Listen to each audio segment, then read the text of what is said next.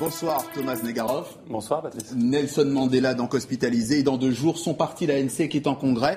L'itinéraire de Nelson Mandela, Thomas, se conjugue ou se confond avec la trajectoire de cette nation? En effet, l'histoire de Nelson Mandela, elle est totalement indissociable de celle de ce pays. On a tous en tête la victoire de la Coupe du Monde de l'Afrique du Sud en rugby en 1995. C'est le président Mandela, à ce moment-là, il est président depuis 1 an et il remet la coupe, on le voit devant une foule en délire, à François Pinard. Le monde entier est ému parce que, effectivement, c'est la fin d'une période très douloureuse, très difficile pour l'Afrique du Sud. L'image d'une nation réconciliée, c'est en plus avec un sport très symbolique, le rugby, qui est un sport de blanc dans ce pays. Et là, Mandela, à la tête de cette nation arc-en-ciel, célèbre cette victoire. Parce qu'évidemment, l'histoire de Mandela se fait sur fond d'apartheid. Bien sûr, Nelson Mandela est né en 1918 dans une Afrique du Sud qui n'est pas encore celle de l'apartheid, mais qui est déjà celle de la ségrégation raciale. Imaginez que les Noirs, qui forment 70% de la population, n'ont le droit à que 7% des terres. En 1944, Nelson Mandela se lance en politique. Il rentre dans le mouvement de l'ANC, qui a effectivement son congrès dimanche prochain, où il prône la non-violence, Nelson Mandela.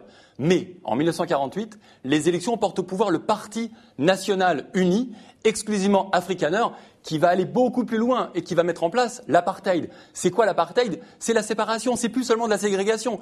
Il s'agit de faire une Afrique du Sud blanche, totalement blanche, et de créer des États fantoches sans aucun pouvoir ni aucune ressource pour les Noirs. C'est ce qu'on appelle les Bantoustans. On voit ici François Malan qui a fait l'apartheid et voici les Bantoustans. Voilà l'Afrique du Sud d'aujourd'hui et voilà ce qu'étaient les Bantoustans dans les années 1960, ces petits territoires que personne n'a jamais reconnus. Mais c'est le point de départ d'une radicalisation de Nelson Mandela qui, en 1961, se lance dans une action plus violente.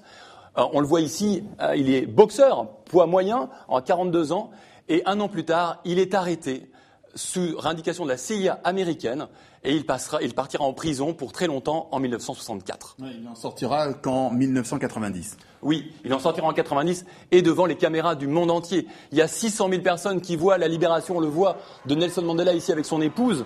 Il est libéré, c'est le symbole de la fin de l'apartheid, on est en 1990. Le président